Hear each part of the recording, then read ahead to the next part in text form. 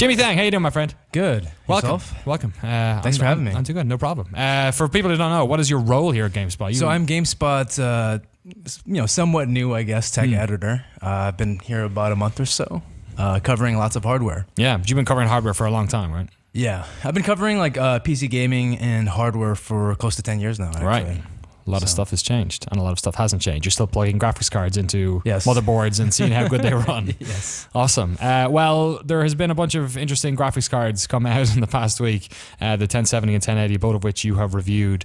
The section title I had for this originally was "Should We All Buy a 1070?" Because I can't, like in recent memory, I can't think of a series of cards that have come out that have really sort of jumped ahead.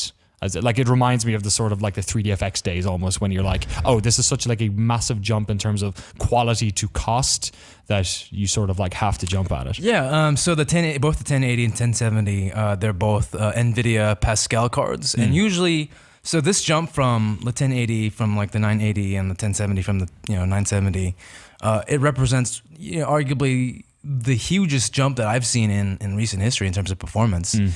And I think it's because a combination of different things, but normally you get a faster video card because of architecture improvements, or like a different, more efficient nanometer design, like a smaller nanometer design.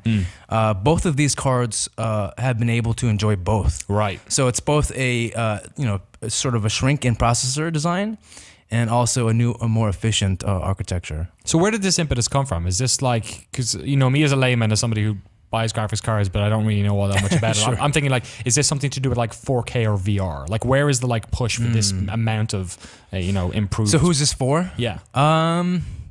So I would say the 1080 and 1070. So 1080 is about 12 to 23% faster. Okay. It's also like 36% more expensive. So the 1070 then is actually... what? Then the 1070? Then the 1070. So 1070 is actually a better deal, even though both cards are actually really good deals. Yeah, 1070 is only like $380 or something. $380, and it performs as well, if not better, than the Titan X, which is $1,000 video card. So it actually outperforms it by like up to 9% from my tests. And then it's like 55% cheaper. Wow. So that's pretty crazy. Yeah. But to answer your question about, as to who it's for, I would say if you have a 1080p monitor, and you plan on sticking with 1080p, these cards are probably not for you. Right. They make a lot more sense when it comes to like 1440p or UHD as people call it. Yeah. The 1080 can also do 4K as well. Although you probably won't be able to, max out every single game, with playable frame rates. It can do most of them, I'd say. So what games did you test it on? Because the review obviously So is the 1070, I GameSpot. tested it on a bunch of things. I ran it through about half a dozen benchmarks or so. Metro Last Light, which is, Melt's graphics cards. Yeah. Shadow of Mordor and things like that. But I also played some more recent games. So I played like Overwatch. I played, the PC version of Rise of the Tomb Raider, Dirt 3, The Witcher 3. And yeah, like at 1080p, like it's going to be able to, max out above 60, except for Tomb Raider, which is problematic for some reason. It's all that hair technology. Maybe it's not the best port, I don't know. But aside from Rise of the Tomb Raider, it will be able to max out, every game way above 60. And your monitor, most people's monitor can only they mostly have a refresh rate of 60 hertz. Right. So which means that you're wasting basically money or frames, once it goes beyond that.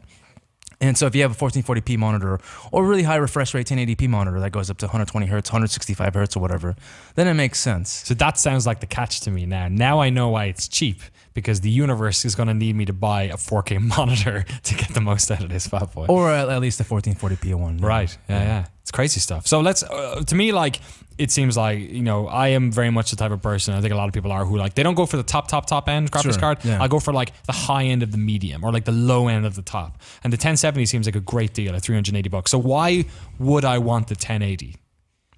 I would say get a 1070. But there is a use case for a 1080. Like I said, it is 12 to 23% faster.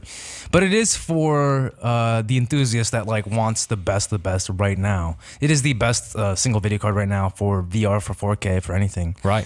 But you can save a lot more money and get similar levels of performance, by going with the 1070. But I think NVIDIA knows that people are willing to buy something like the 1080. So that's why it exists. How does it perform then in terms of the Titan X with like stuff like virtual reality? Like, is there The 1080 is ridiculously good at VR. Right. It's single-handedly the best VR video card. The 1070 is the second best video card. right? Yeah. So Swept the deck with these. it's like I think compared to I'd have to look at the charts, but I think even maybe the 1080 compared to the 980, which is actually above the recommended specs. I think the recommended specs is like a 970. So the 980 is even better than that, and then 1080 is like 65% faster than the 980. Wow. In VR, according to like Valve's VR benchmark, anyways. And how much is the 1080 at the moment? The 1080 starts at $599. Okay, so even then it's like so much cheaper than getting a. So even then, That's it's nice. like it's about $600, but it's way faster than $1,000 video card. Yeah. So even that's like a stupid deal, and then the 1070 is like, wait, it's even faster than the Titan X as well, and it costs like 55% less. Like that's insane. Yeah, so Titan X is basically like an unbuyable card. So at this basically, stage. I think if you bought a Titan X like a month ago, you're probably crying right now. Oh god, I've actually looked at Amazon already, and it looks like the 1070s and the 1080s are already sort of dropping in stock. Right. So I asked NVIDIA about this. In the industry, there's something called the soft launch, and that's when a company like NVIDIA will announce a new video card, and embargoes will lift, and we'll be able to review it. But it'll be a paper launch in that there aren't that many cards to buy. Right. So I asked NVIDIA if this is a paper launch. They said no, we actually have units. It's just in the first week or so, couple weeks. It's going to be sold out. But, Okay. you'll be able to get them shortly thereafter. So I guess the last question about this, and this is the worry of anyone buying a graphics card. You just spoke about the Titan X Folk. If I'm going to buy one of these, I'm guessing like, is there another crazy graphics card revolution like 6 months out? Where like, do you think these are going to be the sort of the mainstay of graphics cards for the next while? If you ask me, no. The typical cadence is if you look like the 900 series, for instance, NVIDIA released the 980, and the 970, 960, and all that stuff, and it goes cheaper from there. But they also, eventually announced the Titan X. So we might see the Titan series. I mean, this is my conjecture. I don't know anything. We might see a Titan version of the 10 series, the 1080 series or whatever, and then you could see, normally in this type of environment, you'd probably see a 1080 Ti eventually. Right. And if I were to guess, I'd probably suspect, and this is just again my conjecture, I'm guessing maybe holidays, maybe Okay. one of those cards, either the Titan version or the Ti version. Doesn't sound like it's worth waiting around for though necessarily. Like these are like the last one of the lines in your review was crazy. It was like when you compare it to the Titan X, it's up to 9% faster and 55% cheaper. Like that's a crazy good Right. deal. So first of all, these are not the end all be all cards. Right. In terms of performance, there's in the PC enthusiast space, there's always room for more performance. 4K. Running Metro Last Light at 4K with everything maxed out, there's no single video card that can do that today. Okay. Wow. Still. Not even two 1080s I don't think can do that. Not at 60 frames per second anyways.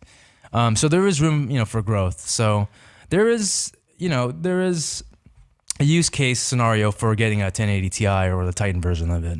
Can you run the 1080 and 720, 1080 and 1070 in SLI?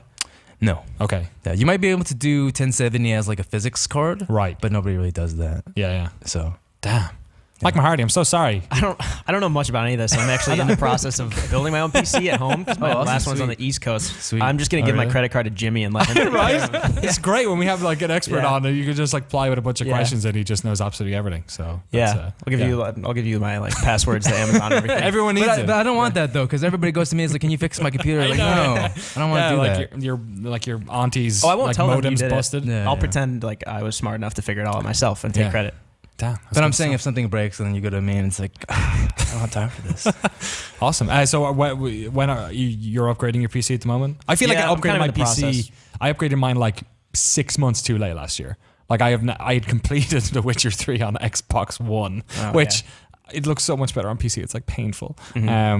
And I'm glad I have it now for Overwatch and stuff. But Yeah. yeah, it's crazy how how good this sort of stuff has come in the past year. Like PC games, Yeah. like I was a PC gamer for 10 years, and then I slowly kept into the console space. Now, man, it's It's the dark side. It's so Yeah. it's so cost effective now in a way that I don't even think it was. Or maybe I'm just like not a 18-year-old scrounging money to buy sound cards anymore. So Yeah. it's crazy. Jimmy everything Thang, it sounds thank you so much for coming on. No, thanks for having me.